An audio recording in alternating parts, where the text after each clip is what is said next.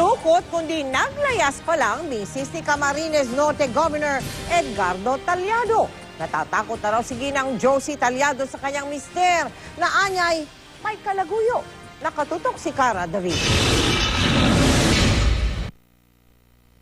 Matapos ang 6 na araw na pagkawala, lumantad na ang asawa ni Camarines Norte Governor Edgardo Talyado. Giit ni Josie Talyado, hindi siya dinukot tulad ng naunang inakala ng PNP sa Bicol. Sadya raw siyang umalis ng kanilang bahay at nagtago dahil sa takot sa kanyang asawang gobernador. Matagal na raw silang nagkakalabuan dahil sa pambababae umano ni Governor Talyado.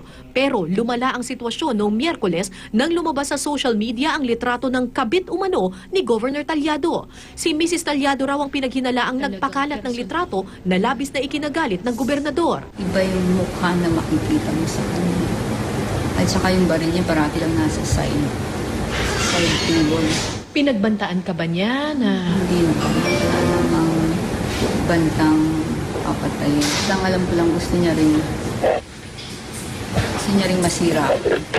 Gusto kanyang masira. Oo, kasi ang parang sinasabi niya, sinira ko yung babae.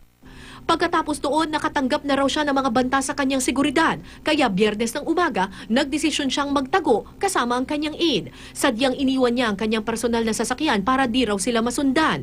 Si Talyado ay nasa isang safe house na ngayon sa pangangalaga ni Attorney Lorna Capunan.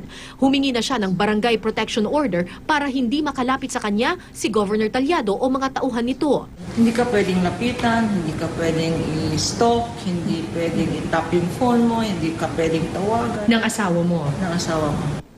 Balak niyang sampahan ng kasong paglabag sa Anti-Domestic Violence Act si Governor Talyado. Hindi man daw siya pisikal na sinaktan ng asawa, labis daw ang emotional at psychological trauma na kanyang dinanas. Tama na yun kasi ilang taon naman na ako nag-PS kasi gusto nang i-save ang marriage.